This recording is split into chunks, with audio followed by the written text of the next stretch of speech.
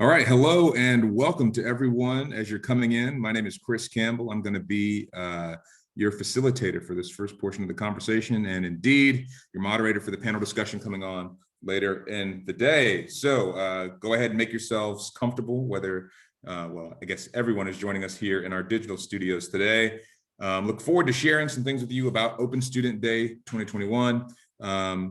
Some of you may not have joined the earlier sessions today, so I look forward to welcoming you today and telling you all about the Chartered Institute and getting started here in just about a minute. We're going to give about 60 seconds or so for folks to get involved and to get here so we don't miss anyone as we start. But after that, we're getting into some very action-packed and informative conversations about the Chartered Institute. So thank you for joining us. I'm going to give you about 30 seconds of silence, and then we're off to the races.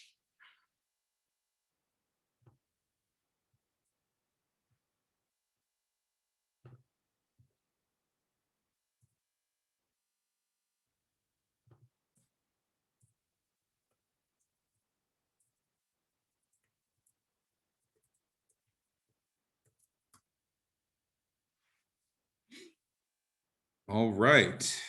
Okay, so here we are, and we are finally going to get started here. Let's see, I think we've got about 56, 57. Okay, we've got just a couple more folks coming in here shortly. Again, my name is Chris Campbell. I'll be your moderator for today. I look forward to sharing with you comments and topics and all of those types of things as it goes to the Chartered Institute for Student Day 2021, the first one of the year and the last session for today. So without further ado, we're going to, let's see, open up the presentation here and we're going to get started. So with me today, I know a couple of them are already here or should be here shortly. We've got panelists that you'll hear from in just a little bit, Mr. Calvin Hamilton, Carolina Morandi, and Ben Giaretta. And they may comment throughout the presentation. They're all, they all have experience in the world of international arbitration, and a couple of them have experience specifically with the Institute. And of course, today, while we're giving you information about the Institute and the benefits that are related there too, we hope to be giving you some just general good advice for starting off your career in international arbitration, dispute resolution, mediation, and the like. Okay, so let's jump right into it.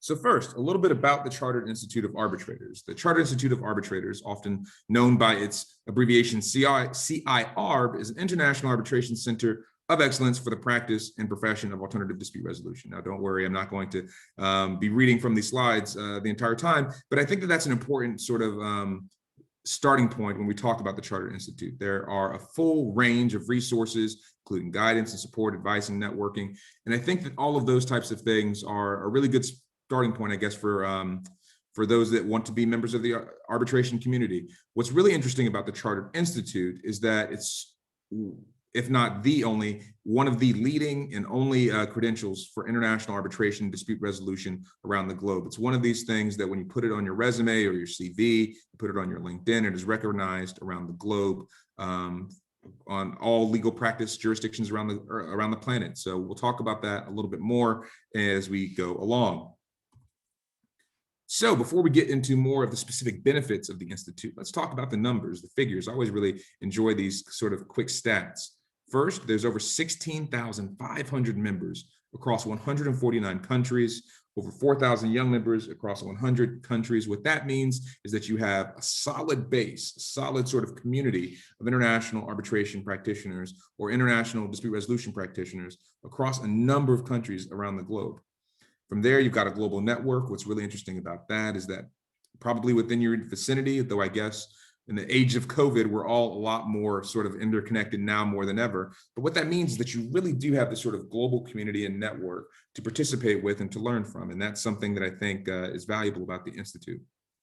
And then finally, over 8,000 students are now registered. And what that means is that you're starting to see more and more students recognize the value of the Institute early.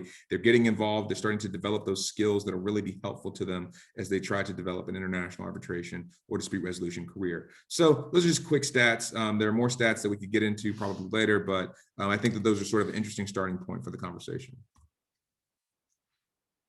As we have this conversation today, I hope that you take away at least 3 strategic aims for today that you'll take with you and recall about the Chartered Institute when it comes to mind. Some of the primary purposes of the Institute are: 1, to globally promote the constructive resolution of disputes. Speaking as someone that works in an in-house capacity, and that's something we'll talk a little bit more when we introduce ourselves and have the panel conversation later, but it's immensely important that institutions, the law firms, the parties that work with those of us like in-house counsel are able to resolve disputes in a very strategic and efficient way. So that strategic game number 1 is of a paramount importance.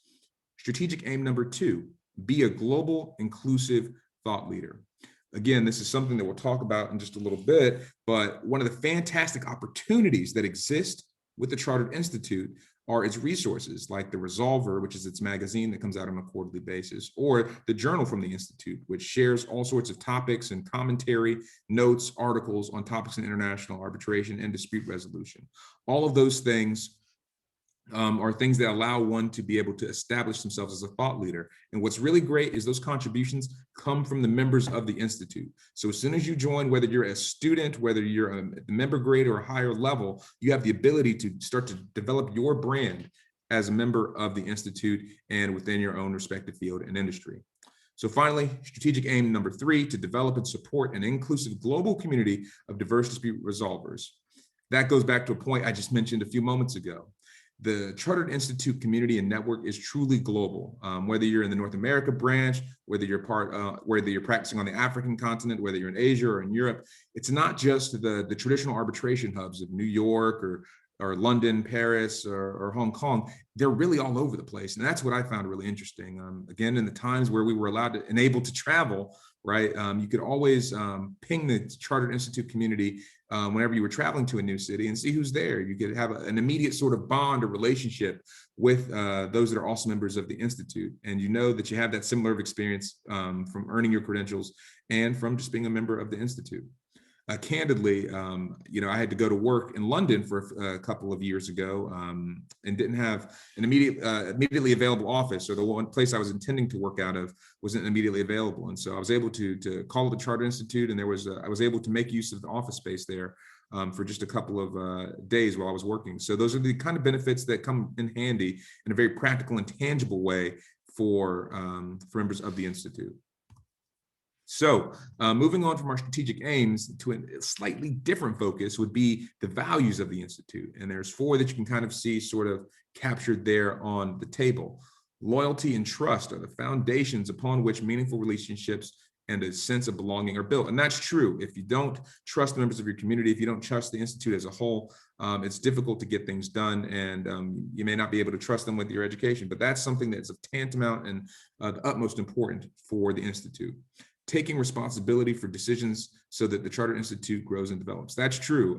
In many ways, if you ever joined a team or a sports team or anything of the like, the Institute or the team is only going to be as strong as what folks put into it. So that's of paramount and huge importance to understand. I think right now with your first conversation, whether you're considering joining the Institute or not, something to consider is, what would you like to see get out of it? How would you like to see the community get better? What do you know? What don't you know? All of those are questions that you can sort of pull from and draw from now. Then treating all individuals with respect, valuing their contribution, and recognizing the importance of diversity by the inclusion of all. Now, of course, your ability to do some things will be just, I guess, directly tied to your experience in the field. But what's really interesting, what's really cool about, even if you join as a student member, you immediately have access to most of the resources at the Institute, whether that be the publications we were talking about before. You'll have discounts to certain programming and events.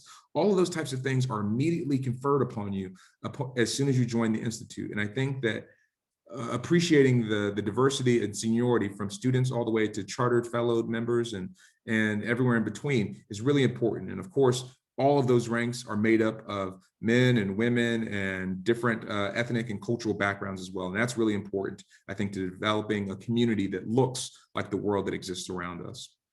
And finally, working mutually with a clear sense of commitment, perspective, and direction in the best interest of the Chartered Institute to achieve its charitable aims. I think that that's pretty self-explanatory, and I think that that's something that that we should all be striving to, whether it be through pro bono action or some specific event or campaign that the Institute is leading. And that's something that you'll have the empowerment and ability to do as you work as a member of the organization. So taking a step back in time just a little bit, looking back to the telescope of history, the Chartered Institute was founded in 1950. The Chartered Institute was granted a royal charter in 1979, and today is the only membership body that oversees the global promotion, facilitation, and development of all forms of private dispute resolution. And that is quite a high bar. What that means is that when you have those nominals, something we'll talk about in just a few moments, that means something no matter whether you're going across borders and whether you're going across different jurisdictions. And that's a truly unique sort of signifier or achievement that apparently no other organization has been able to match thus far. And it's certainly something that was attractive to me when I decided to join the Institute. The Institute celebrated its centenary year in 2015 with its flagship events held around the world. That's great. I don't know how many of us will be around for the bicentenary, but it's good to be a member nonetheless and to continue to celebrate the growth from being something that started in 1915 to being a truly global organization. All right, so as you can see here, a brief description. I won't read them all specifically, but you can read the definitions there. You've got the student membership level, you've got your associate membership level, you've got your member membership level. That's kind of a double word there. You've got your fellow membership level, and then you've got your chartered arbitrator. And they kind of correspond, like you'll see in just a moment, with the different levels of seniority and experience within the field. And for many of you here starting today, student membership might be where you start. For those of you with just a bit more experience, you would head to associate, and then so on and so forth. So we'll talk about that just here on the next page. Or actually, we're going to stay here for just a second because one thing that I guess I wanted to do is provide just a couple of seconds of additional sort of background. Students are those of you that are currently studying in some sort of academic program, and you don't have very much experience necessarily with international arbitration, dispute resolution yet, but you would like to go further and you would like to find out more things about the international arbitration dispute resolution community. Sort of a student level of those that may be interested in the field but don't have a bunch of direct experience as yet. Now, the associate level is typically after you're out of school, you have at least taken at least probably one introductory module, which is a course that's offered through the Institute. You have some experience with ADR, roughly 6 months or so, and you've provided a little bit more than just a passing interest. Now, the member level is something that shows a little bit more proven and documented experience in the field. And there are a couple of ways to qualify for it. There's the experiential route, which goes from having 5 years of experience along with a certain amount of cases where you've appeared as counsel, but there's also, you've probably taken at least a couple of modules by this time, and they have qualified you, and the specific list of qualifications are all available on the website. From there, you have what's not quite the highest level, but the next highest level, and what you'll see probably most frequently for more senior practitioners is the fellowship level. And that's for folks that are considerably much more experienced than probably where students might be sitting today. You have at least 10 years of post-qualification experience in the field of international arbitration. You have a number of experience cases that you've appeared as counsel in, and it's the peak of professionalism in ADR, to pull from the language you're seeing there on the screen. Then, as a chartered arbitrator, this is an additional sort of, I guess, post-fellowship qualification that one would get, and it kind of was really the peak of the peak, so to speak. So you've achieved all of the things lower up to the fellowship level, and this is an additional distinguishment from the achievements that are sort of codified there.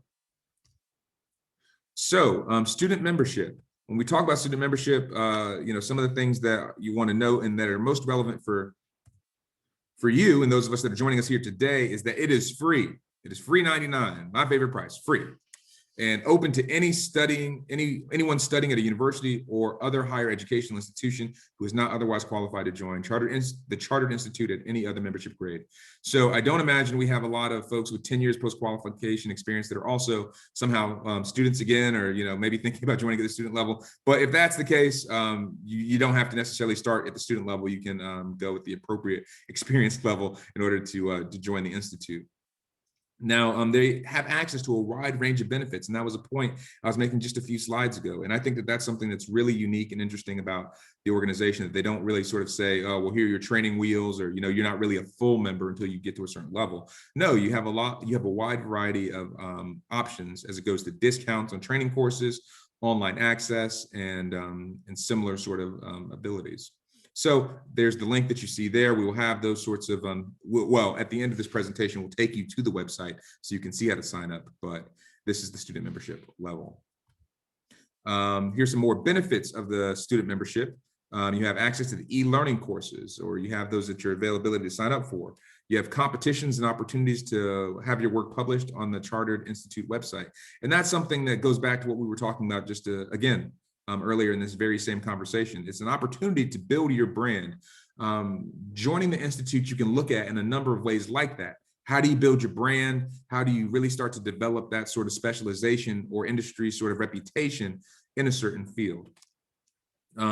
It gives you the opportunity to network and receive advice from experienced practitioners. That's something that, well, I guess, not including myself, but you'll hear from the panelists in a little bit in terms of, very senior and very recognized names in the field. You'll have the opportunity to meet people throughout the Chartered Institute's Young Members Group, and that's something that we'll talk about in just a bit. And you keep up to date with the latest industry news. I think that that's something that's extremely valuable. I mean, there's not like truly a newspaper or something like an international arbitration, but they do offer sort of publications that you can, one, contribute to, and two, follow as you go along.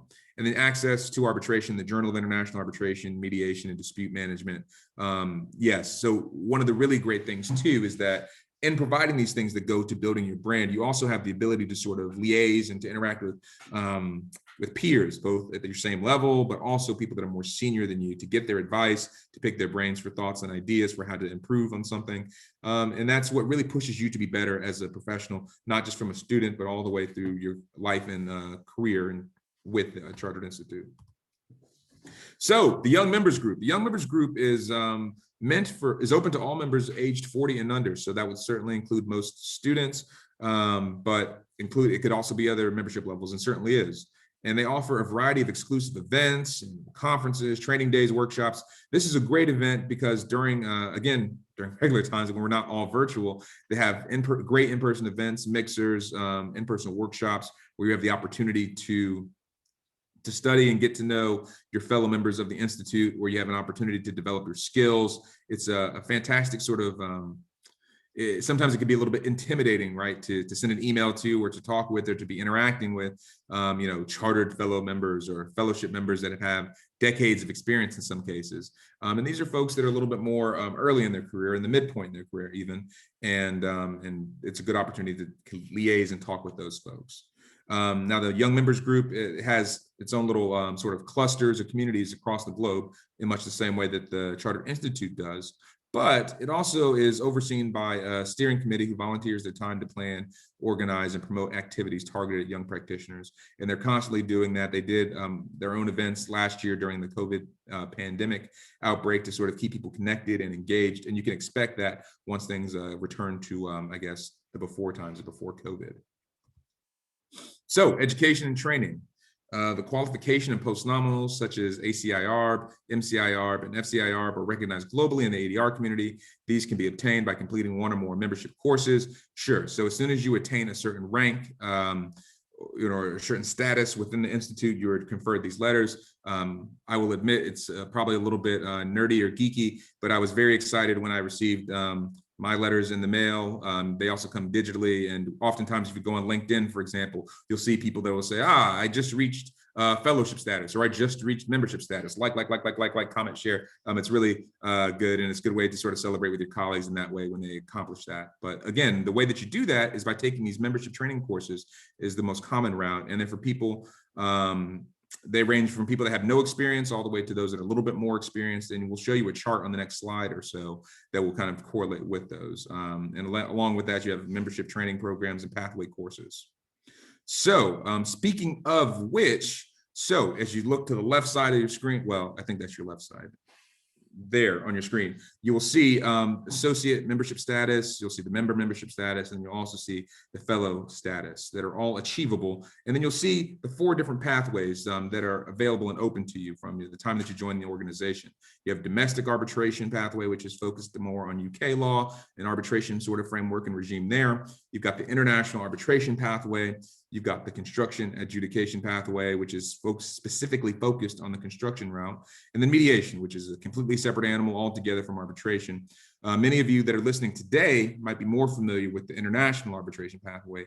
And what you'll see there is that they're each distinct pathways. You can't really mix and match and say, okay, well, I want to take the introductory course in domestic arbitration, but then I want to take module 2 in international arbitration. You need to follow the pathway that you're on. But those are pretty clearly laid out on the website. And of course, if you have any questions, you can always reach out to the main office, and they're glad to explain it to you. But essentially, they correspond with your seniority level. You can, start and kind of take your time in moving through those. But, let's say you get a great amount of experience and you kind of quickly pass and zoom through modules 1 and 2. Okay, well then, you still would need to take that final module before you're ready to take the fellowship exam and to prove that you're ready for those credentials. But it's a great and I think a streamlined pathway and explanation for showing how all of this works. So in addition to the credentials, the credentials don't mean very much if you don't actually have the skills that correlates with them or that can back them up or to sort of substantiate that you have the skills to be recognized as a leader in international dispute resolution around the globe. So some of the e-modules that you'll see: award writing, avoiding and resolving disputes, contractual disputes, brand protection. That's that branding issue that we've talked about a couple of times today. Online introduction to ADR, online introduction to mediation. Those are all distinct skill sets that these e-modules will get you started. They're good sort of bird's eye view or general overview of these topics, but they don't go as in depth as you would in a module or the courses that allow you to progress in that chart we were just looking at. You've got the audiobook, Resolving Disputes Today, which is a great source of information. You've got courses in development, which include advocacy and case management, and things like arbitral secretary training, negotiation training, expert witness training. So for those of you that don't know, arbitral secretaries are similar to law clerks or judicial law clerks. So you, instead of working with the judge, you work with your arbitrator and assist them in to the capacity that you're sort of able to in their appointment to the tribunal. Negotiation training, for those difficult times where you're trying to get a result and the other side wants the opposite result or wants to undermine your result. Those are difficult situations, and you'll get that sort of training and instruction from your time within the Institute. And finally, expert witness training, whether that be serving as an expert witness, managing an expert witness. Those are all important topics and critical for especially when you start acting as counsel, whether it be in a law firm capacity or an in-house capacity. It's essential that you understand how to utilize and manage an expert witness during an arbitration. So the online introduction and assessments. So this is the super secret knowledge that you guys, you 90 folks that are joining us here today, are going to get the inside route on. So this is the student package offer. It's an online introduction to ADR and assessment for 2021. It's open for entry right now. It's 25 Great British pounds. And to take advantage of your student intro offer, you must have a student membership with the Chartered Institute and provide us with a valid ID, student ID as proof. Now, I will say, without telling on any of my colleagues in particular, I remember when we finished college or university, some of them, they could still pull it off, but still use their student IDs to get discounts at bookstores and movie theaters and stuff. Now, we trust that everyone here that would be looking to take advantage of this offer would not pull such tricks, but of course, just prove that you're a student somewhere and you'll have the ability to take advantage of this offer. But aside from that one, you've got the mediation section as well, which is a new online introduction to mediation offer at 75 GBP. It's an online introduction and mediation assessment, which is something that you do on top of that e-module in order to sort of substantiate that you actually, learn and took the skills that you were supposed to out of the course. On successfully completing the online course and assessment, you will be eligible to upgrade your membership to associate membership. So recall what we were talking about. If, let's say you're an ambitious student, let's say you're a student that's looking to develop their brand and their career, and don't necessarily wait till after you graduate and have, a year or 2 years experience. You can move up to that CIArb sort of membership level, and with the waiver of your £90 fee by taking this student package offer course. So it's a great opportunity, and it's a good way to sort of engage with the institution in a very tangible way and start to developing your career and reputation within the Institute. Okay, virtual introduction courses and online assessments. As you can see there, we won't read through or explain every single one of those, what you'll see there is the different packages that are offered in terms of e-modules or assessments, things that will start developing those careers and training skills that we were talking about that will really sort of start to create your brand and allow you to develop some skill sets that maybe your peers don't have. That's marketable, and you can put that on a resume and show that you've got experiences that will be valuable to an employer. From there, we've got professional development courses for 2021. As you can see, we've got avoiding and resolving contractual disputes, brand protection in times of dispute, a guide to arbitration award writing, and you've got your virtual negotiation skills for the pandemic and beyond. And that's sort of the big course that's there because, I mean, in case you've been living under a rock, the entire world kind of turned upside down. And while that's true, there are certain skill sets that you can still be developing now that'll make you that much more competitive in the future. And that's what the Institute is all about. That's the trainings that it's offering, with the idea that we want to make the members of the Institute as competitive as possible, because when other members succeed within the institution and out in the field, it's good for you and it's good for the brand, your personal professional brand, and the Institute as well. So practice guidelines, protocols, and rules. The Practice and Standards Committee, PCS, up to the Chartered Institute is responsible for creating better standards of alternative dispute resolution practice on a worldwide basis. That's true. You know, whether it calls from things that you're looking for down below in terms of code of ethics among practitioners, both as counsel and arbitrators, to tips for just good practice in general, to advisement on green initiatives. That's a huge topic over the past year, how we can make sure that we're not having a huge negative impact on our environment. All of those types of things are gravely important, and those are the types of things that in conversations that are being had. What I really appreciate about that conversation is that the ones making decisions there are not just some shadowy, mysterious force, but it's made up oftentimes of members of the Chartered Institute. So those that have a vested interest in making sure that we get that right. And I think that's something that should be of interest as well.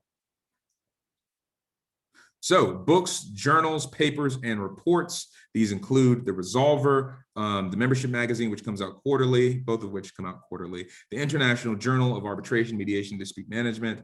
Again, putting on my nerd hat, the Resolver is a fantastic sort of easy read. You know, I look forward to them coming in the mail. They come in a nice little package, and then I like to grab a little cup of tea, and we sit there sometimes on a Saturday morning, and you kind of check those out and get a lot of good information from what's going on in the field. The journal is just that. It's a fantastic article, source of articles in international dispute resolution. As a member, even at the student level, you have access to your online account and a research database where you can look at old articles, and something that I certainly look through and use in practice in terms of what's available in the international dispute resolution and arbitration world. So we're definitely worth thinking about, and it's a good way to get published. It's a good way to continue building that brand like we've been talking about.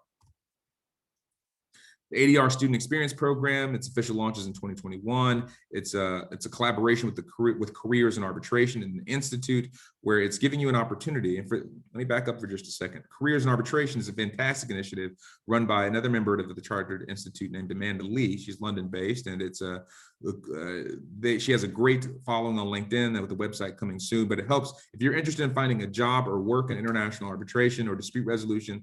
Careers in Arbitration is your source for that. And so it's great to see that they are partnering up with the Chartered Institute for this program that will come out in March 2021. You should absolutely check it out. It'll be something great to put on your CV. And again, we're always talking about how you can be competitive and how you can continue to develop your brand in a way that works for you. So keep an eye out for that. And the link is there, and you'll be able to find further information. Keep your eyes peeled on the channels from the Chartered Institute as well as the website. And especially if you join as a student member, you will get your regular sort of correspondence that will let you know.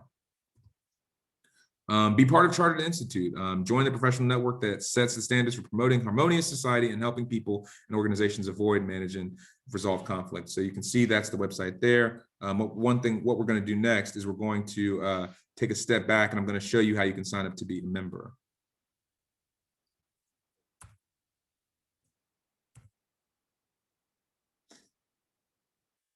And of course, we'll have, after I show you how to do that, we'll have the opportunity to sort of also talk through some questions about membership and this presentation thus far before we get into the panel.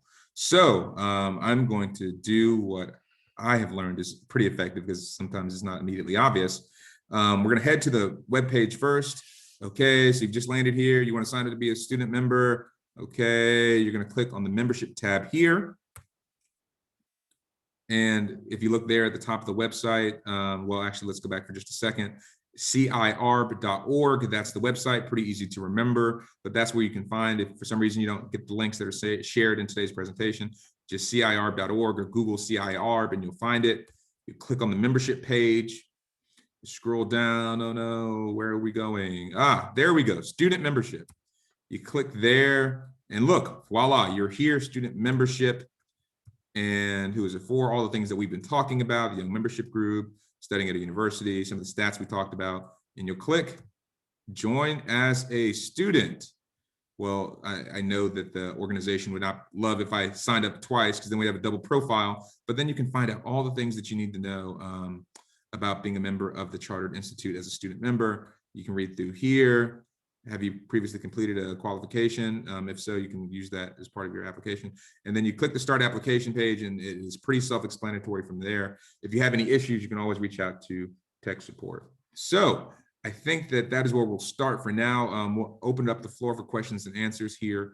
Now let me take a look at the chat. Let's see. All right. Let's see. Okay.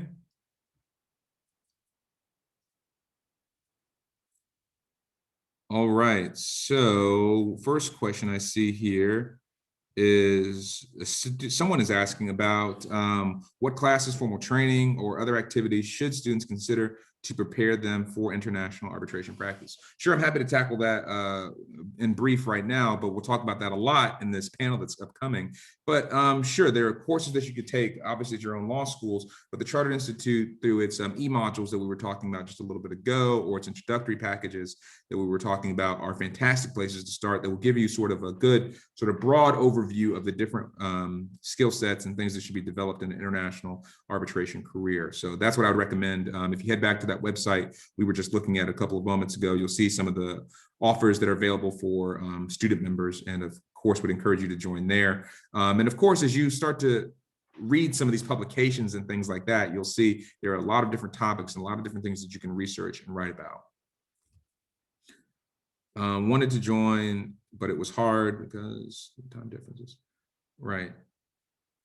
Okay, so if you're interested in becoming a member, I think the best thing to do is, again, like, I don't want to sound too much like I'm on repeat here, but yeah, I would consider joining as a student member first. And yeah, we recognize, and one of the things that I pointed out is that because the Chartered Institute is a global organization, you will find that a lot of times that there are different events. And so if there's one event that's only offered in one time, or that's offered in one time zone, check and look for it, a week or two later or within the next coming days, because typically there'll be a sort of mirroring event somewhere else in the world on the calendar.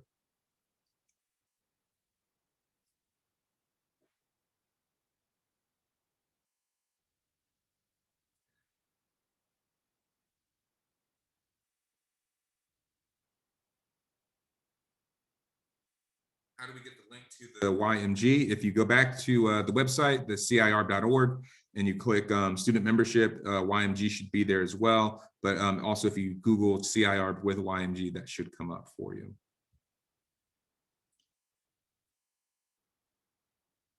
Okay.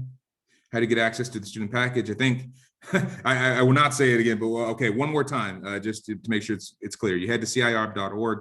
You see the membership tab right across the top of the screen. You click membership. Then on the next page, you'll see student membership along that list of about 5 or 6 options along the left-hand side, and you click on that and you go from there. What is the day? Okay, so this is a good question. What is the day of work like in the role of an arbitrator mediator? I'm actually going to ask you that you stay around and listen to this next panel, because we're going to get into that a lot.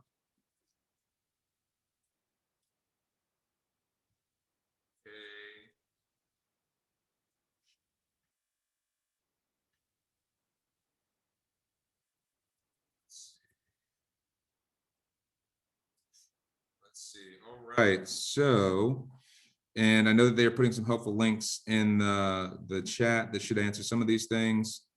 And I think that we're going to take a break here shortly before we head into the panel. So, yeah, let's see. If you are having, right, here's another one. If you're having issues signing up for a student membership, what I would do is I would email the contact and support, and they should be able to help you out or to point you in the right direction. Mhm.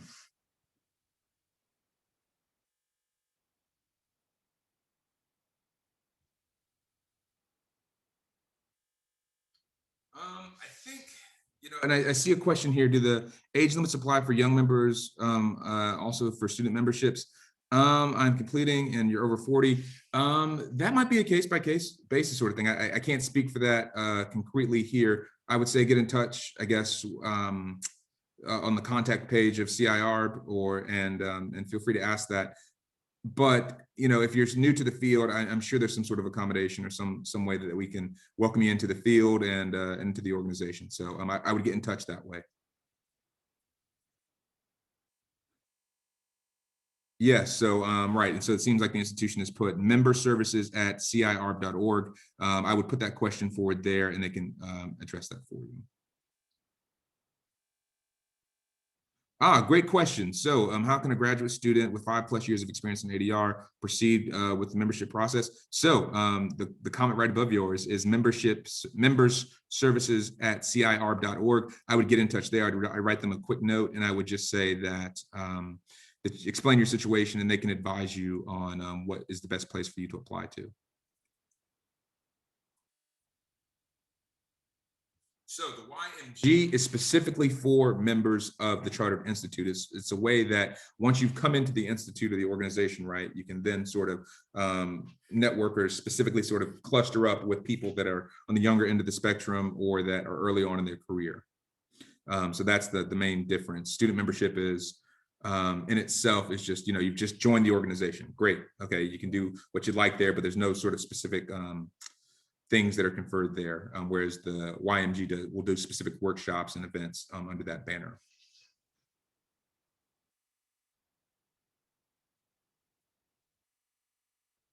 Okay, and I think I have time for one more question. I think the one that I saw is if you are looking for a mentor. So I don't think that the Institute has a specific mentoring program. Perhaps it does.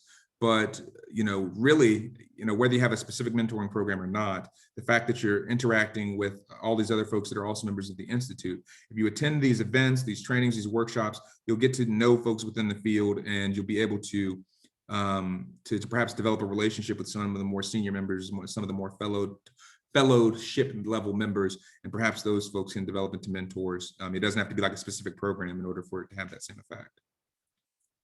Okay, so we'll have an opportunity to answer more questions later. I think we're going to take just a short break here for about 3 or 4 minutes, and then we will get into it. And yeah, we look forward to talking with you here in just a few minutes.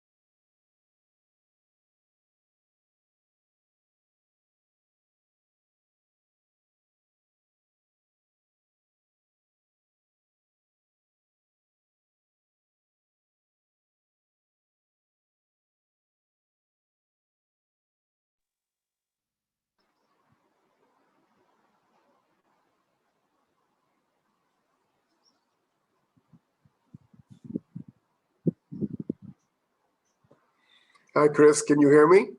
I can hear you, Calvin. We can hear you Hi, how are clearly. you? I'm doing well. I hope you're doing well too. I can't complain. I can't complain. I can see you, but I can't see my reflection here. I think you'll probably see it when they pull down the holding screen in just a moment. Oh, good. Okay. And how about Ben and Carolina? Do we have you both here as well? Yes, I'm here. Perfect. Hi, everyone. Hey, how are you doing? Great. Very well. Calvin, Awesome. you may have to change the view. You change to. Nah, there we go. You should see yourself now. Well, Not yet. Hello. Okay. There's a small screen up there, so let's see. Hang on. Let's go to gallery view. Here you go. There you go. All right. I think we are getting closer anyway. Well, we've got the whole crew here. We're going to start this panel conversation. You know, the folks have heard enough of my voice here, so we're going to turn it over to the real experts. So before we get into it, and so we can introduce our fine guests today, we've got 3 guests with us today. They're going to be part of this panel conversation. I'm going to moderate and take a step back and participate where warranted. We've got first Calvin Hamilton, who's got 35 years of international arbitration experience. He's sat in investment and commercial disputes alike, including the alphabet soup of arbitration institutions. ICC, ICDR, Untitled rules, among others. His practice is focused in the Caribbean, London, the United States, Europe. He speaks English, Espanol, and Portuguese. Calvin, is that European or Brazilian Portuguese? That would be Brazilian Portuguese, but there I'm probably only proficient, I would say. Muito bom, tá bem.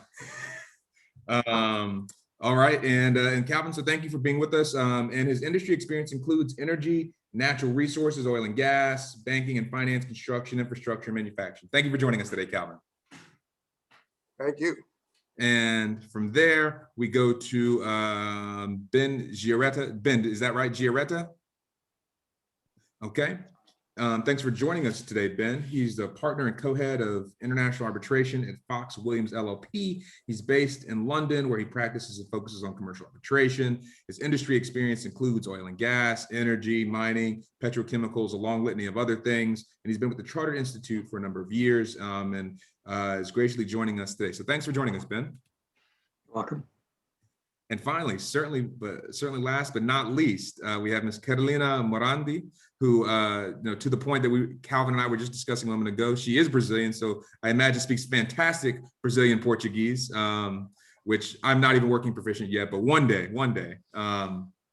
And Carolina is Secretary General of the Arbitration and Mediation Center, AmCham of Brazil, and is the chair of CIArb AmCham. She has a wealth of experience in the private practice sector, as well as has an LLM in international commercial arbitration from the Stockholm University, and is active throughout the world of international arbitration, in particular in Latin America. Carolina, thank you for joining us today. Thank you. It's a pleasure. And I'm happy to practice Portuguese with you whenever you want. Okay. No, well, maybe that needs to be a Chartered Institute event coming forward, is working Brazilian Portuguese. In any case, all right. So the conversation that we're going to have today, for those of you students and those of you still in the audience, is that we're going to talk about, yes, the student membership benefits of being a member of the Chartered Institute, but we talked about that a lot in the last segment. More particularly and more generally, we're also going to focus on what you can be doing now, even at the student level or early in your career, or as you're looking to make a shift into international dispute resolution and arbitration, all of those types of things that you can be doing now. So we don't want this to be a lecture. I'm sure if you're a student, you get plenty of that right now and too much of it perhaps. So, and there might be some Zoom fatigue even. So instead, what we will do is we're going to have an informal conversation. We're going to toss out some questions and kind of just use the time that we have with you today to sort of address those things. So, and this will be a question for all 3 of you. You can use this as a chance to make an opening statement, or, however you want to attack that sort of broad topic we've just laid out. But what are the types of skills that you think students need to develop to be more marketable in the international arbitration world? You know, I guess kind of understanding that things have changed quite a bit over the last year, and maybe those skill sets have evolved or developed a little bit. So I lay that at your feet. Calvin, you want to kick us off? Yeah, don't mind if I do.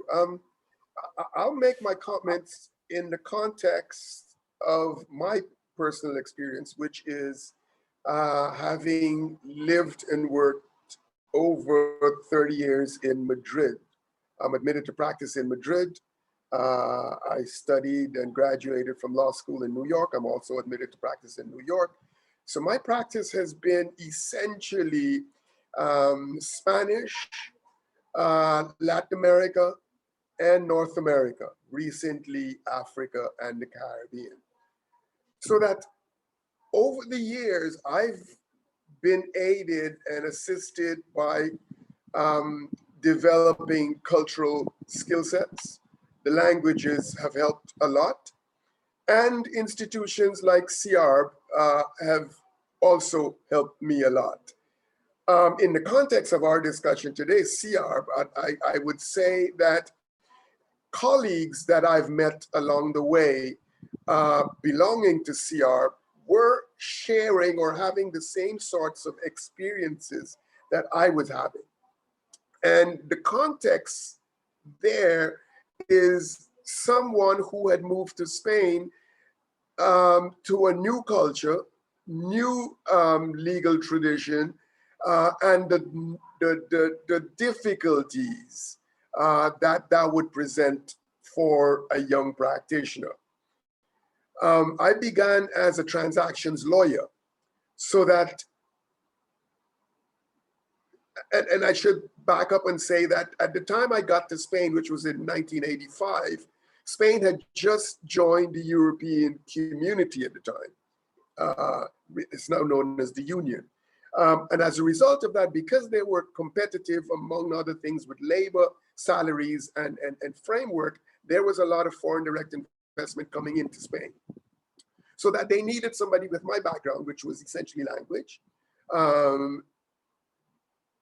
because a lot of the investments were coming from the Anglo-Saxon jurisdictions. And so they needed my language to help them being my Spanish colleagues, get up to speed with essentially what the requirements were and the cultural expectations of the common law legal tradition would expect and require. And so that's the context of my comments today. So that the skills that served me well were, as I said, my language skills, familiarity with both legal traditions, culture, and the likes, and the ability to be able to converse and understand exactly the adopted legal tradition, that is the civil law tradition. And as a young lawyer, therefore, I believe that those skills, if you don't have them, you should try to develop them. They're very, and we can talk about that when we get a chance to, but there are very different ways and various ways to develop those skill sets. I'll end by saying it's easier, I think. Some of my colleagues disagree with me. I think it's easier now with the new normal to be able to have access to more information, to access and speak with more people because of this virtual setting that we're in. It's less expensive now. There are a lot of opportunities to participate in different programs, whereas before I did not have those same opportunities. You would have to physically travel and go around the globe to try to meet members of this panel, for example. That's no longer the case. And I think so students should make the most of this. And students have a knack for using technology, more so than I have, so that they have the skills, the basic skills that would allow them, and the opportunities that would allow them to go forward. And I think I'll end there. Okay, I think that's well said, and I think there's a lot of good things that we'll pick up on throughout this conversation. Carolina, how about you next? What are your thoughts? Well, I think that Calvin said a lot. It's difficult to add to that, but I think that now with the COVID, we saw that arbitration needs to be very flexible. And I think that the young practitioners also need to be very flexible and adapt to the changes. I think that the younger generation already has an advantage of being more familiar with technology. And nowadays it has proven to be crucial in arbitration and mediation. We have been working from our homes or isolated in our offices, so we need to adapt. And I think that network is very important, especially when you're starting your career. So what CIArb provides for young students starting their careers in arbitration, mediation, ADR, I think it's very important because the more people you know, it helps you with your career. So I think that together with the knowledge that the CIArb and universities and everything provide, I think that network is very valuable. I know that you know Patricia Shaughnessy. She was the former director of the ICAL program in Stockholm. And she always says that your network is your net worth. So I think that for the young practitioners, this is a very valuable lesson that they need to develop in order to have a successful career in ADR.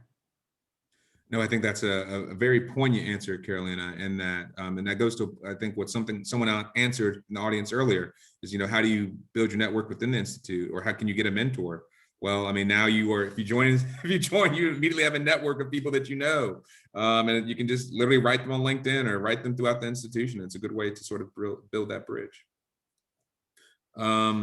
Ben, what are your thoughts on this? I mean, what can students be thinking about, and types of skills should they be adding to at this point in their career? Thanks, Chris. So I'm going to mention similar things to Caroline and Calvin.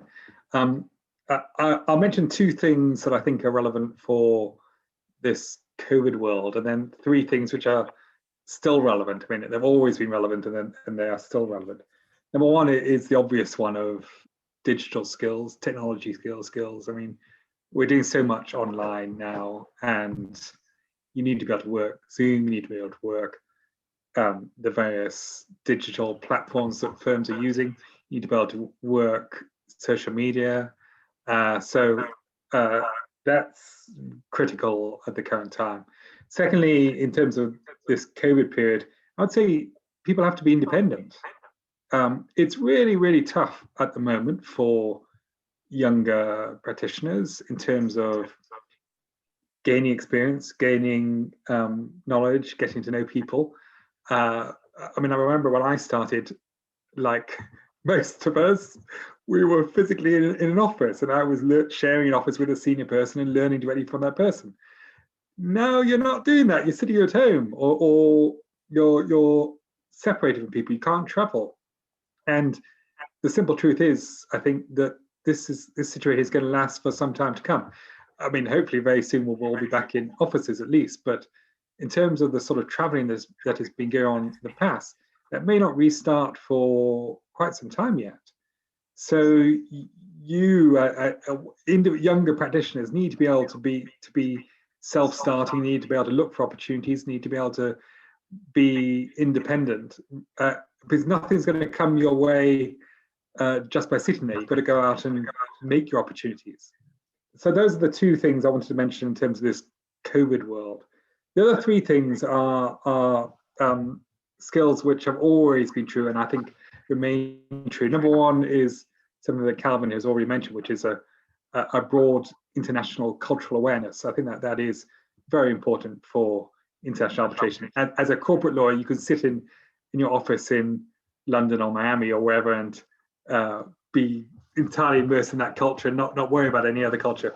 But that's not the case with arbitration. You've got to get out there and you've got to be receptive to different ways of doing things across the world. Secondly, interpersonal skills are vital. Interpersonal, both in terms of the team that you're working in, but also, as Caroline has said, your external network. You're not going to get anywhere being by yourself. I mean, the most brilliant lawyers could be terrible lawyers if they have no interpersonal skills. I mean, you can know every single law that's ever been written, but you'll still be a terrible lawyer if you're unable to communicate with other people. So that is vital. And finally, and this is actually my number one recommendation. It's what I always say to people: you need to have tenacity. You need to have some grit and perseverance. And in fact, when I hire people, I would much rather hire someone who is good to get on with and has a lot of grit over someone who is brilliant or has the best academics, whatever. I mean, in this career, you need to have persistence. You need to be able to keep on going. Brilliance only gets you so far, whereas perseverance will get you all the way through to the end and make you successful, and et cetera, et cetera. No, I think that's well said, Ben. And, you know, I guess as we kind of shift from the direct technology point we were talking about, I mean, maybe what the Chartered Institute or maybe what the arbitration community needs is maybe we need a TikTok or something, you know. I don't know if that's a TikTok dance or something going on arbitration. I'm joking, of course. Maybe not. One thing that I would point out to Calvin's point about finding these new technology sort of routes is I'm aware that just this past week, one initiative was launched on Clubhouse, which is this sort of audio drop-in sort of community that I think, well, the first session might be tonight. I don't know if it's starting now or in a couple of hours, but it's they're having drop-ins where you can literally just drop in and have these sort of virtual happy hours. You just plug in and, you know, I think it was from Digital Coffee Break and Arbitration was doing something like that. So it's a really good opportunity to meet folks in that way. But leaving that there for now, Carolina, this question would be for you then, or I'll start with you for this question. How did you determine, you know, after you finished school, you've got your diploma, you're ready to start working, how did you determine what field you wanted to work in or what you wanted your first job to be? I mean, and now you find yourself a secretary general of an organization. I mean, can you give us some of the fill-in from there? How did you figure out that was your path? Well, I don't think it's easy. I think that choosing your career and your own path is one of the hardest decisions that we're going to make. Often we'll spend more times with our coworkers than with our family and friends. So choosing what we're going to do, what we're going to study, it's not very easy. So I think that you have to try out as much as you can while you're still a student. So in Brazil, for example, the Bachelor of Laws takes 5 years. And during the studies, you're allowed to make internships. So during my 3rd year of law school, I started working at a law firm with dispute resolution as an intern. And then I also tried the Court of Justice in São Paulo. And I went to study abroad during the school as well. So I think that, and in the end of my bachelor studies, I went to MCIArb, and then I found myself. So I knew what I wanted to do. So I think that you have to try different things. If you're not allowed to do internships during your bachelor studies, perhaps internships during the summer or summer programs. Ask people, join events, participating, for example, as this in the CIArb student program, because then you get to know different areas. Because when you choose, even if you choose ADR, there are several paths for you. You can work at an institution, as I work. You can work at a law firm, or as an in-house, or as an academic, and that depends. The path you choose will depend on what you do. So, for example, when I finished law school, I started working at MCIArb as Deputy Secretary General of Krina Baltag. Some of you might know her. And then I went to Stockholm to do my Master of Laws in International Commercial Arbitration. So if you want to pursue, for example, an academic career, I would say go to do an LLM and a PhD after you finish your studies. Or if you want to work at a law firm, perhaps Ben can help me with that. Perhaps start practicing a little bit before you do some postgraduate studies. So for me, I had the opportunity while I was doing my bachelor in Brazil to know different areas and choose decide that I wanted to work at an institution. Because at an institution, and I can share this a little bit with you, if you're having some doubts, you see everything. You administer several proceedings. At MCIArb, we administer mediation and arbitration, different kinds of arbitration, so commercial, expedited, and labor arbitration proceedings. So you see a little bit of everything. As Secretary General, I supervise the proceedings. And apart from working directly with them, I also have to develop commercial strategies. So I enjoy that. I enjoy this environment. And for people that have this, that enjoy this as well, I think it's very interesting. It's very dynamic. The day-to-day varies a lot, but it's very different from a law firm, for example, where you work with the cases and then you have to meet with the clients and then meet with the other lawyers to discuss the case, to investigate the documents. You have so many options. And I think that my top advice would be try out, do internships or during the summer, during the school, ask questions, participate in events like this to learn from us as well. So I think that's it. I mean, no, I think that's a really great blueprint and plan for those looking to try and figure that out. Calvin, I wonder what you think. I mean, you know, for a new student or someone trying to make their way, what would you recommend, or how do you think one determines that? I think this is a good question, because it's more the norm than it is the exception that people don't know what they want to do. I remember I started out after university being an underwriter, an insurance underwriter. And then I moved into something called back then corporate lending, which is now investment banking.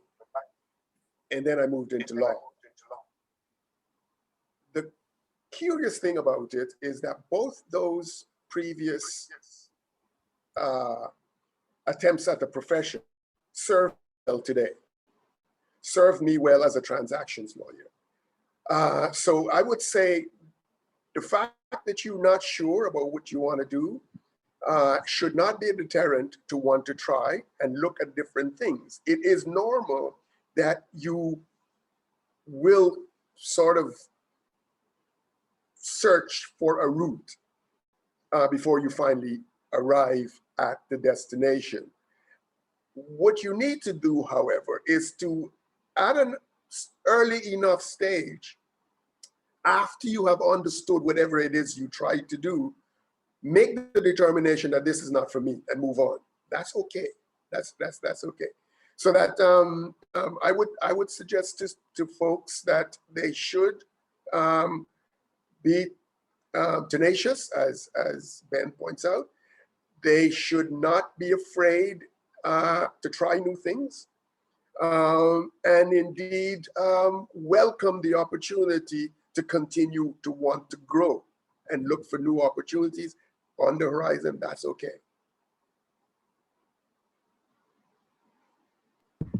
No, I think that's right. And I think that sort of echoes some of what Carolina said in terms of, you know, trying to get a sample from different areas before making a decision. Ben, do you have anything to add to that? Well, I mean, it's all great advice already from Calvin and Carolina. I mean, perhaps just two short points from me. I mean, a career is made up of two main elements. One is the subject matter, what you work on day to day, and the second is the people that you work with. Now, I have worked on, I've done fascinating work, but I've been surrounded by people that I just didn't like. And equally, I've worked in fantastic teams, but doing work I didn't like. And neither of those environments were good. I mean, you've got to keep on going, as Calvin has said. You've got to move around. You've got to change until you find an area that you enjoy working in and people that you enjoy working with. It's a combination of both, and you shouldn't be afraid to move on if one of those is not working for you. The complicating factor to this as well is that both the subject matter and the people that you work with change over time. I mean, in any work environment, people move on, people retire, or their personal circumstances change, whatever. So the people that you work with change over time, and you yourself change over time. So that there's an important element of time in all of this. So you just have to be flexible and keep in mind that you shouldn't settle for doing something you don't enjoy doing. You shouldn't settle for working with people you don't enjoy working with. And if one of those elements isn't working for you, then you should move on. Yeah, I think that's well said. You don't, sometimes I think there's a tendency, especially with that first job out of school, there can be a tendency to want to stay there and to say, well, I've got this first one and I hate it, but I want to stay there for just to kind of prove something. But yeah, I mean, I think especially early in your career, you have a little bit more of that flexibility to say, I like this or I don't like this. And if I don't like this, okay, maybe I can find something else to try instead. Calvin, did you have something you wanted to add there? Yeah, I was just going to say that, obviously circumstances are such that, your personal, economic, social, family circumstances may require a bit of stability. And indeed, you don't want to go out there and jump off and take risks because your circumstances might not allow you to do so. Particularly where, although you don't particularly like your atmosphere and circumstances and colleagues, there may even be a path to promotion and that sort of stuff. But there is an economic stability, so it may very well get in the way of your thinking about changes and the likes, and that happens. And when those circumstances occur, I think you all the more you should be looking to now work with networks, people that you've developed over the way to understand, because there are a lot of people who share common values and common circumstances as you do. You're never always alone. So that, it may take you a bit longer, but you use the network in that respect. That's where the network is really important as a support mechanism to allow you to maybe, in spite of your particular set of circumstances, take that risk. But you do it in a more informed set of circumstances than in my case, where I could have just jumped off and changed because I didn't have those restrictions. But I do recognize that indeed circumstances may very well create what is a seeming impairment to being able to want to make change. But in that respect, you need to use your networks and the likes. Sure, and I appreciate that. I think that's a good way to sort of bring that all the way back around. Ben, this question is, I guess, for you, and Calvin, I'd be curious on your thoughts on this point in specific too. What are some of the, we talked about a lot about the specific aspects or benefits from student membership in the Chartered Institute. What are some of the sort of benefits or things that you think are really valuable for a new member to the Institute? Maybe just in your perspective. Thanks. So advantages for new members are, I think fellowship is the main thing, fellowship with a small f, or as Carolina said, networking. I think that's the main thing that you can get from the CIArb. You could do the qualifications if you want to, and the post-nominals might help. I don't know. I've worked my way through all the post-nominals, and I'm not exactly sure what I got out of them. But certainly I could say that I have got a lot of value from getting to know people across the Institute. The CIArb is pretty unique in the global international arbitration business. It gives people a forum to meet and get together wherever you are in the world and to connect up with people across the world. So that I think is the main thing. The other thing I suppose one might say is that, especially for a student, it enables you to keep up with what's going on in the world, the developments in arbitration across the world. There's all sorts of events and seminars and webinars and this sort of thing you can plug into in order to further your education after you've left university, and that's worthwhile as well. But it's the fellowship really that's the main thing. Well, good. I agree with all that you just said. I definitely didn't just drop and become the sort of cliche that that every Zoom call has become. Has to happen at least once during every Zoom call. But I think fellowship is right, Ben. Calvin, what do you think? I agree. I agree with the fellowship aspect of it. The CIArb is also close to you. It's in your backyard. There's so many branches and chapters and people all over the globe. I think when last I looked, there were present in what, 140 odd countries, I think. You mentioned earlier there were 16,000 members, but these guys are organized in such a way that they're close to you. In Europe, when I arrived to Europe and I got involved with the CIArb, I was able to speak to people in Turkey about similar sets of circumstances that I found myself in. France, where you are now in Portugal, the UK, all these places, and they were relevant. They were relevant to me, my personal growth. They were relevant to the subject matter of whatever issue that I was dealing with, and they were readily available. So I didn't even have to go to London and go through the CIArb. I can do it locally, so to speak. And I found that quite reassuring. And it sometimes it's lonely out there. You know, you've got your colleagues and the likes, but you've got particular set of circumstances that are unique to you. And indeed, as I said earlier, with respect to the economic set of circumstances, earlier, there are people who can share or empathize with what you're going through, if you know and you can find them and you reach out. And so as you get involved in committees and you get involved in being a rapporteur as a young lawyer or that sort of thing, you invariably meet these folks. Last but not least, international arbitration, sometimes I think too much. We try to, too much in the sense that we reinvent the wheel. We don't need to. But anyway, the structure, even though it's basic, and that continues to be basic, there are cutting-edge issues. Virtuality we're talking about right now, which is an important conversation to have. I think I saw one of the questions, somebody says, are there legal issues that arise or derive from virtual hearings and the likes? We've got to deal with those sorts of things. Corruption. It's now, tribunals are becoming a bit more bold in dealing with issues of corruption sua sponte. Before they were reluctant to, they would kick the can down the road.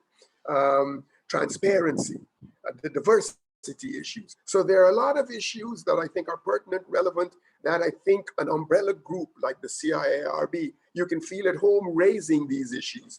And in most circumstances, as you point out earlier,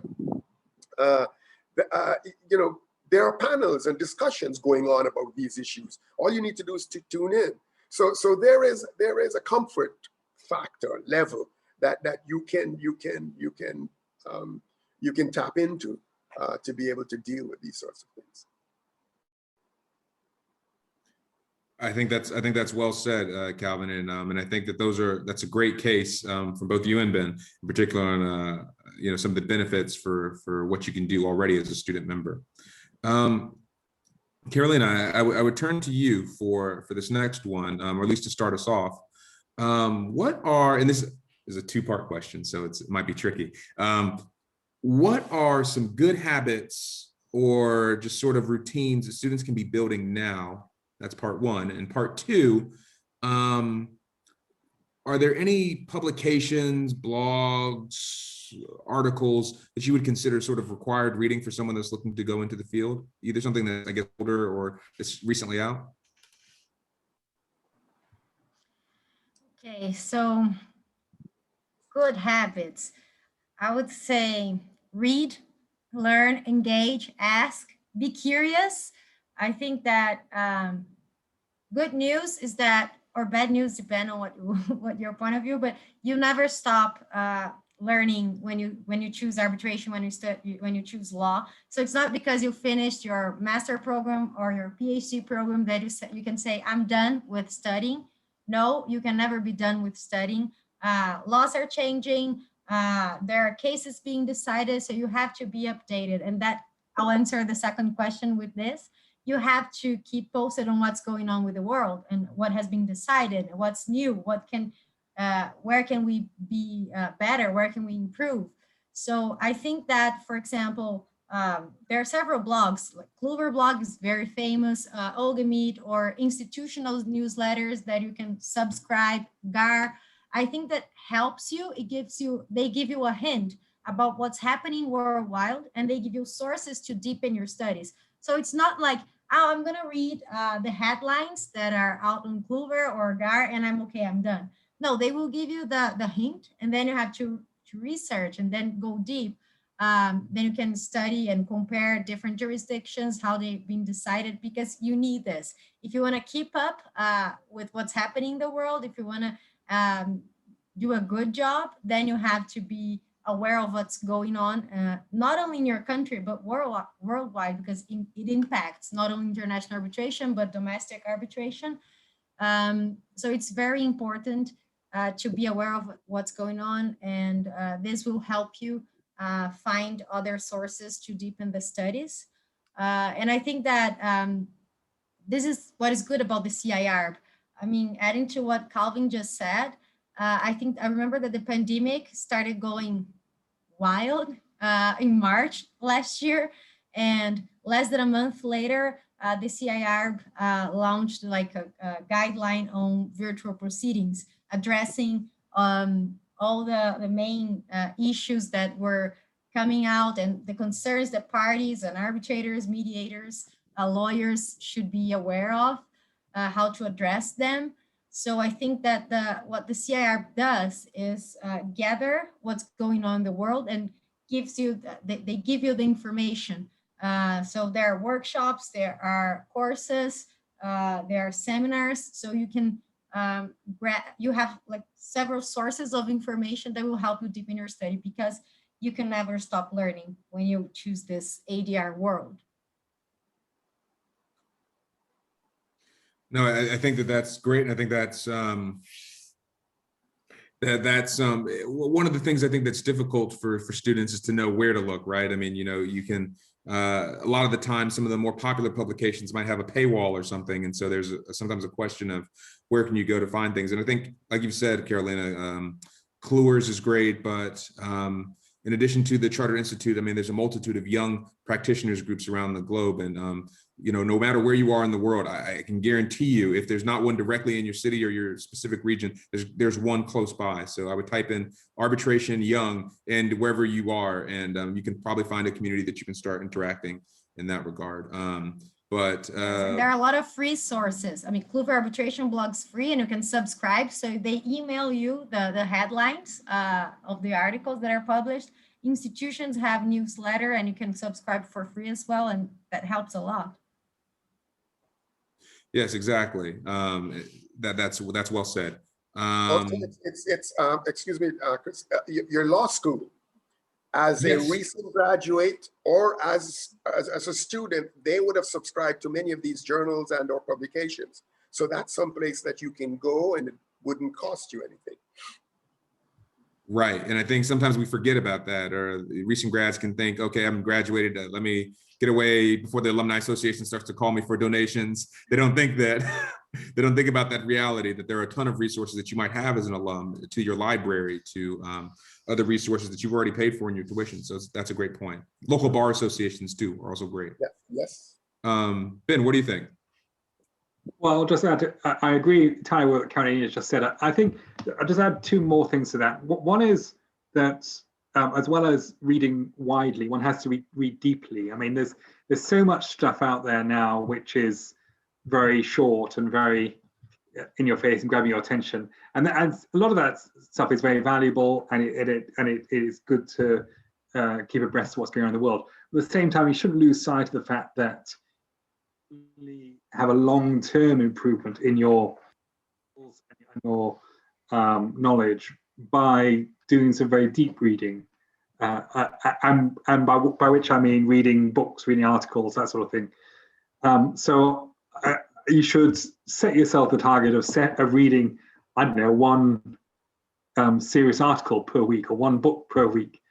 And on top of that, you should also read broadly. I mean, Caroline has touched on this already, but there's a real tendency in the modern world, and including in arbitration, to get into silos.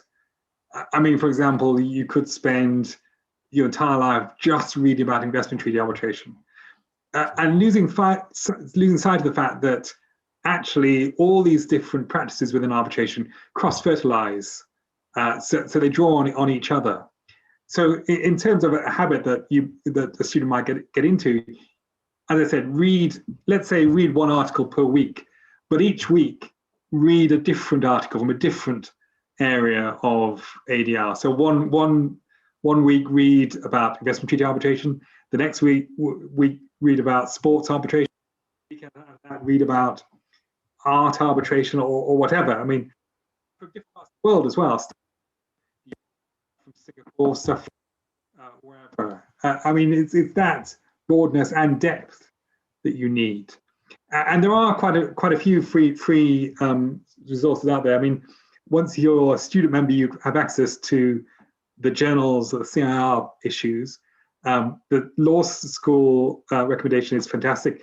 There's also, I know there's McGill University in Canada have their dispute resolution journal, and that's a very good free resource that you could go to. There's some very good articles on their website, so have a look at that.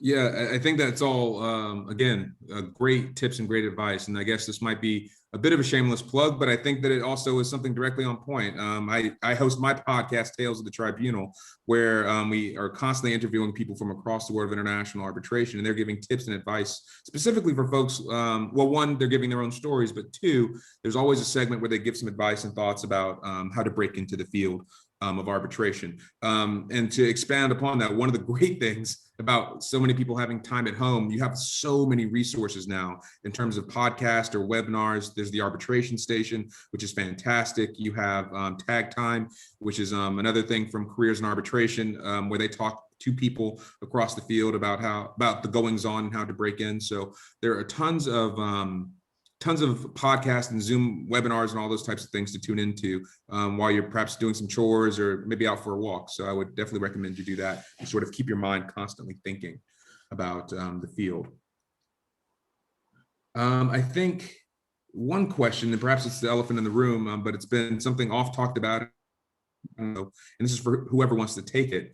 When it goes to technology, AI, machine learning, all of these types of things that have become hot topics as it relates to the legal field, but in particular, arbitration dispute resolution. How can students make themselves still relevant at a time where some associate work or young lawyer work is sort of being outsourced or taken over by these machines? Any thoughts on that? Well, my view is that the tech won't mean that there's less work. It just means that there's different work. I mean, this is all about people's issues, people's disputes, people engaging with other people. And that will continue. It's not going to go away. Yes, some jobs will go at big law firms. I mean, that's almost inevitable. But if you look over a long period of time, we're just getting back to what it was like 20, 30 years ago. There was a big expansion of law firms in the 90s. And we just returned to the period before that. But the jobs aren't disappearing, they're just shifting into other organizations. So I think at the current time, one shouldn't think in terms of the same type of career that people had 20 years ago. You should think a bit more creatively than that. Think, well, we might work for a law firm for a few years, then we'll go and we'll work for a legal tech firm. Then we'll go and work for an institution, then we'll go and work for ourselves. I mean, there's all sorts of different options available. And a big part of that, as I say, is getting to know how the tech works. But it's just making things different, not reducing opportunities. The other thing to mention is that it's opening up different markets, and so different opportunities across the world. So there's no way in the past that people sitting in London, for example, will be able to do work in Singapore, Australia, wherever. But now you can. Now the flip side of that, of course, is it also creates different competition. I mean, 20, 30 years ago, the only competition I would have had as a young lawyer was other lawyers within London.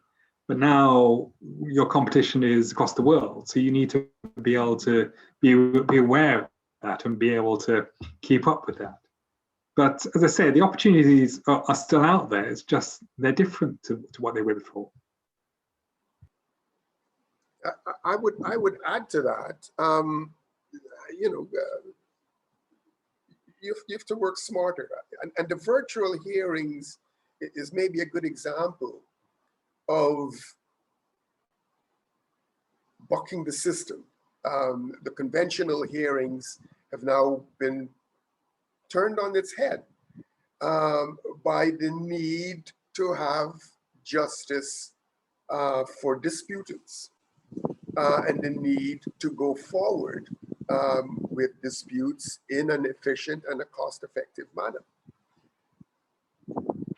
And as a result, and I'll give a plug here to the IAC in London, that Ben, you'll be familiar with them, International Arbitration Center.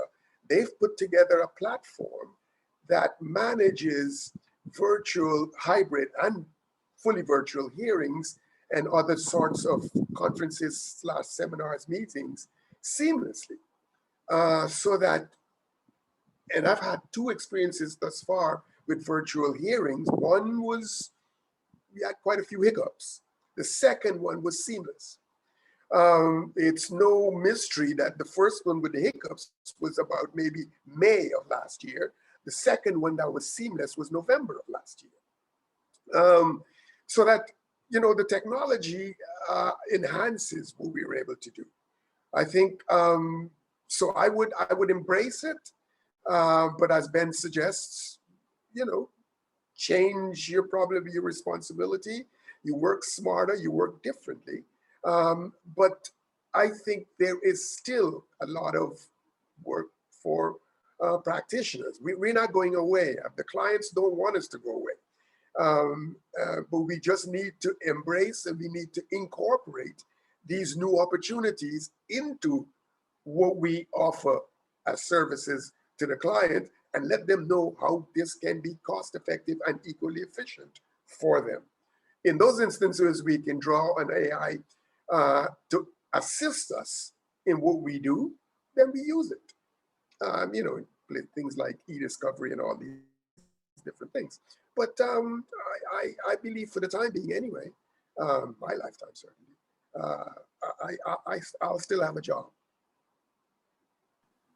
I think that if I can add to that, I think that people are sort of afraid of AI and technology, of losing their jobs, especially young students. They say, oh my God, what am I gonna do?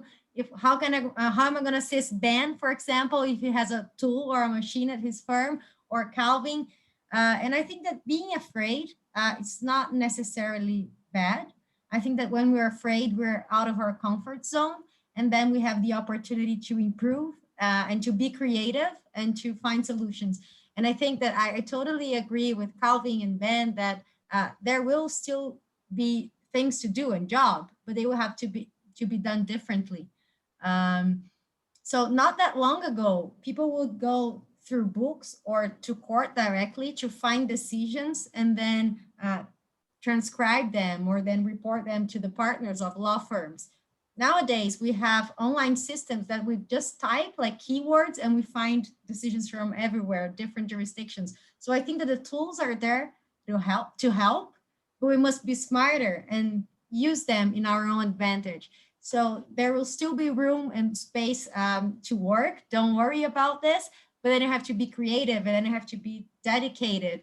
For example, we'll still need to build strategies, deal and talk to clients. I hate when I call like for a company and then a robot talks to me. I don't like the robot. So dial 1 if you want this option. I like to talk to people and people enjoy interacting among themselves, and this will not go away. So I think that there's room, and then we have to be creative and then, I don't know, dedicate, commit to this new tools and use them in our favor. Well, and this is the inevitability that will happen when we've got three such learned panelists here today. We are drawing towards the end of our time together in our conversation. So what I would like to do before we open up and start addressing some of the questions in the chat is if just get, I guess, a brief sort of summary or any final thoughts from our panelists, and then we will have about time for probably 5 to 7 minutes of questions and answers, and we'll wrap up. So Ben, do you want to give us your closing thoughts, and then we'll get to Carolina and Calvin? Well, we've covered a lot of ground, haven't we? I think one of the main things I would emphasize is that CIArb is a very international organization. And as Calvin has said, you can connect up with it anywhere in the world, and in most locations people can connect up with it. And then it's a question, once you connect it up with it, it's really a question of you get as much value out of it as you're prepared to put in, as you're prepared to invest time in. I mean, if you invest time and effort into the organization, you will get a lot out of it, whether from connecting out with people or doing the courses, or the skills from organizing events, for example, or leadership skills and that sort of thing. I mean, there are all sorts of opportunities within the CIArb, and you've got to, once you've got your student membership, and once you become CIArb, MCIArb, then you've got to go out and use it and get the value out of it. And once you apply your mind to that, you will, I guarantee you will get an awful lot out of it, as I found in my membership of the CIArb. Great, thank you. Carolina, would you like to give your statement next? Well, I don't know if I have anything more to add. I'd like to thank you for the invitation, for sharing. I learned a lot listening to Calvin and Ben, and you, Chris, as well. So I think that this continued learning is really important when we chose this career. And what the students here are doing and watching this and participating in this series of events today is really important. So thank you for everyone. I think that when we face challenges, we also have the opportunities to be better when we overcome them.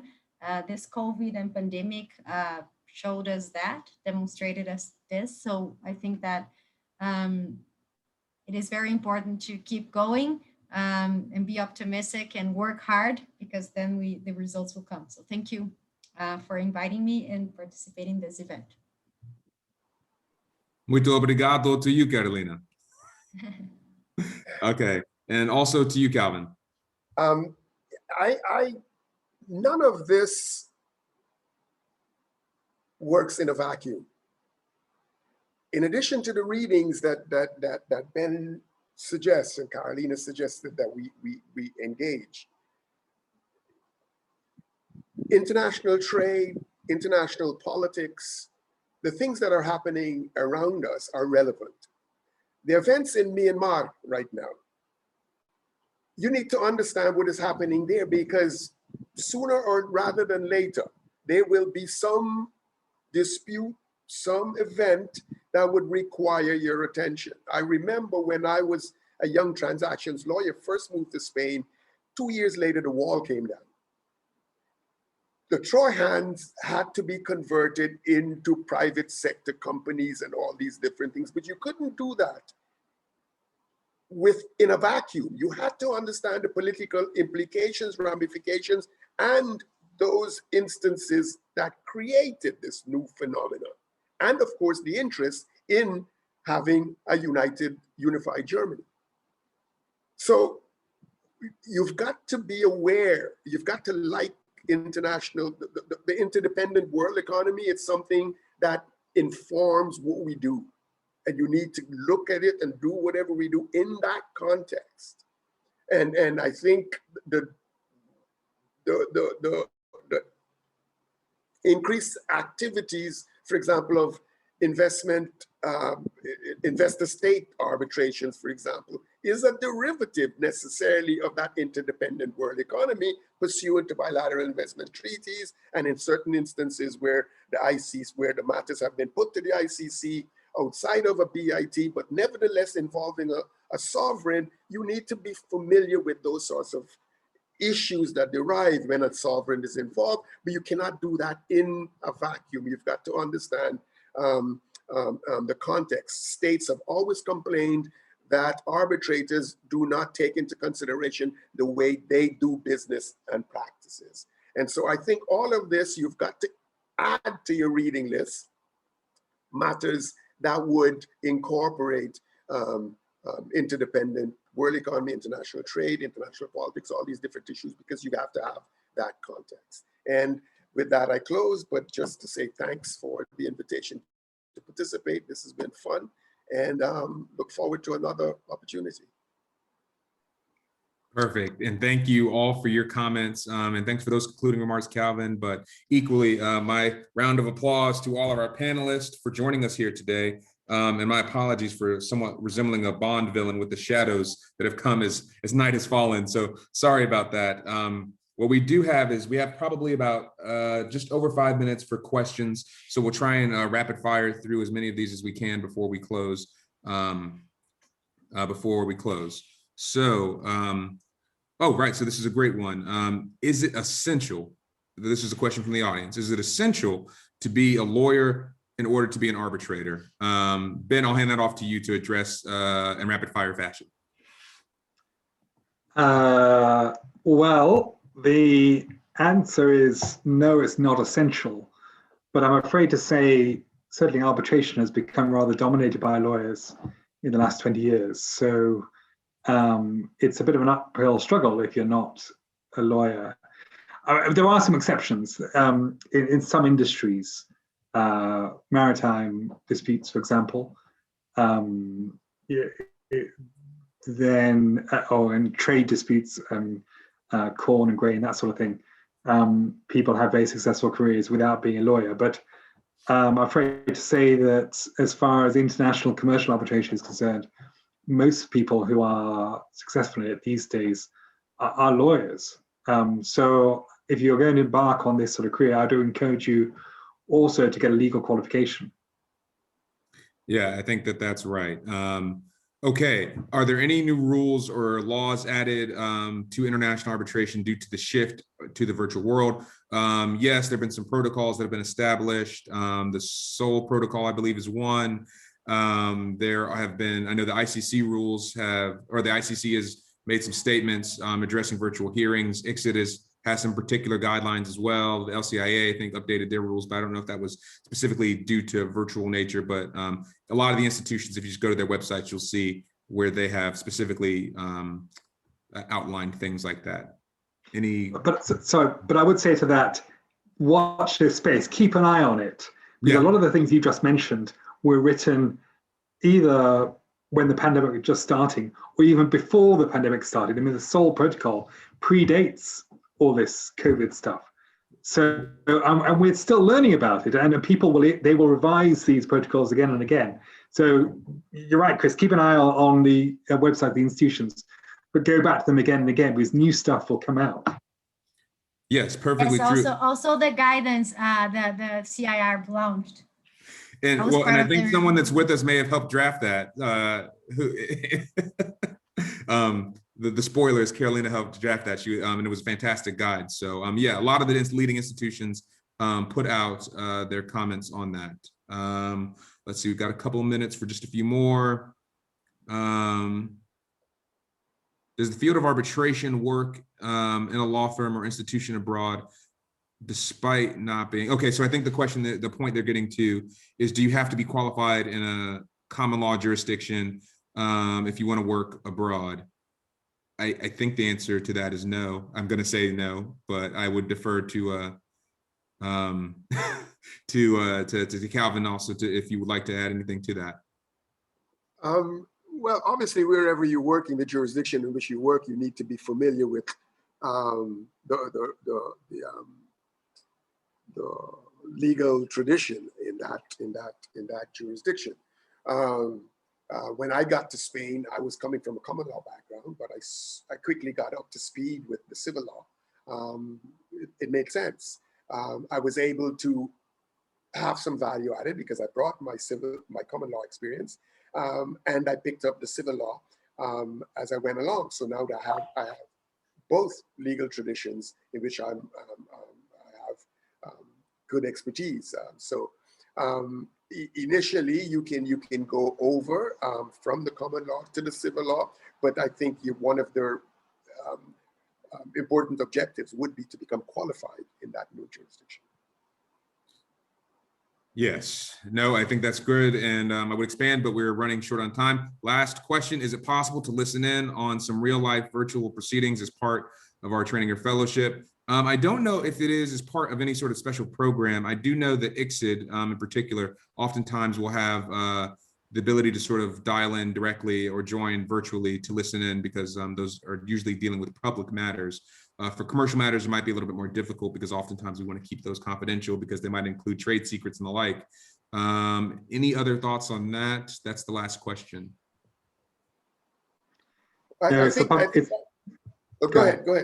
Like I said, absolutely, it's a public law arbitration, so you can watch. You can't really watch the private ones. ICSID is broadcasting a few. I mean, just go onto YouTube as well and look up arbitration, and you will find a few on there. Yeah, that's a great point, Ben. And what's really funny is if, arbitration, you'll see a lot of the same characters over the years. So you can see like the first edition versions of like Gary Bourne and or Vandenberg from like decades ago when they first started. So it's great to jump on YouTube sometimes and take a look back in the past, like a time capsule. Anyway, we are truly out of time now. So again, thank you to the panelists. Thank you to the audience for joining us. I'm active on LinkedIn. If you want to connect, feel free to reach out. I won't speak for the panelists, but if you feel free to follow their work. They are often active in the field.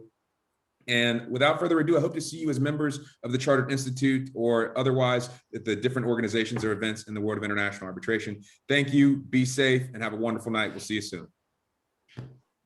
Thanks.